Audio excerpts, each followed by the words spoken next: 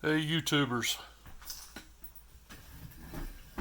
I have an MS270 that I rebuilt um, a year or two ago, and a friend gave it to me, and he sent a carburetor that would sort of work so that I could test the saw and so forth. And um, I never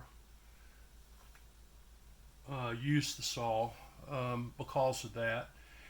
So I purchased a new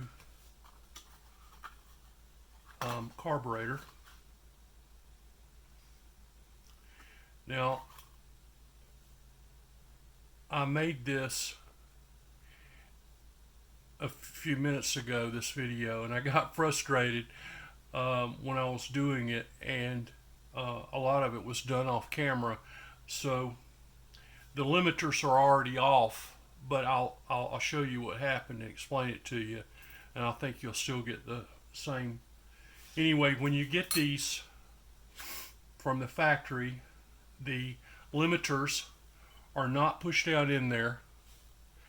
Um, they're they're just set in there so that you can take the technician can take their tool, stick it in the middle, turn it counterclockwise, pushing this home, and then counterclockwise, and it'll back the limiter out. Well, sometimes it doesn't, and guess what? It didn't on one of these. Um, so I got frustrated and I grabbed a pair of needle nose, and when I did, it crushed it immediately. I mean, immediately. So I removed the other limiter so that I could have more room. This one did work out counterclockwise, backed right out. So how did I handle that situation? Well, I went over to my little drawer and found a screw. Initially, I grabbed this one, and the diameter was too large. And when I'd stick it in the limiter to pull it out, it would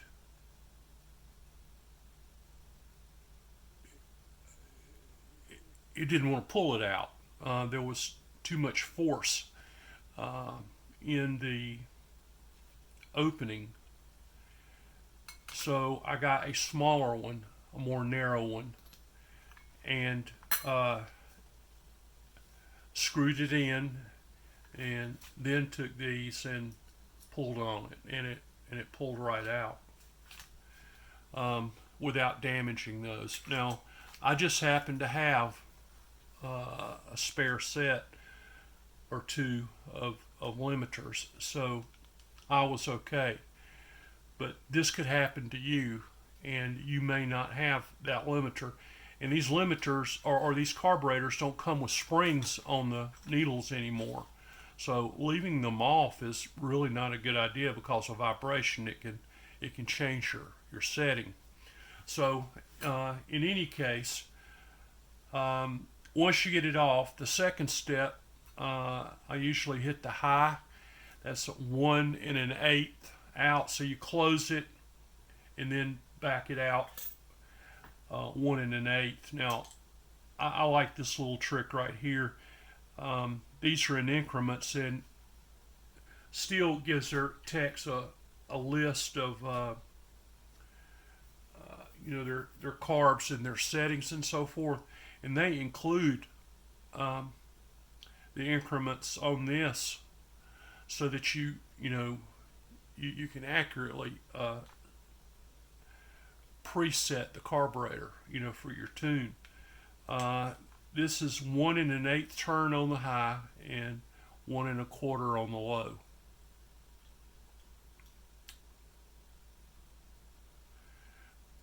Once I tune it, then I'll come and put these back in, and the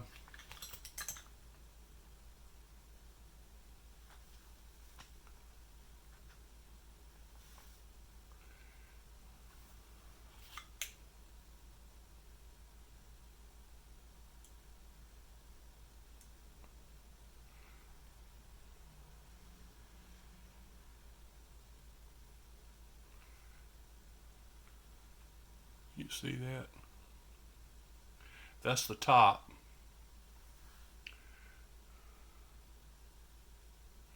And that's the little bar or tab.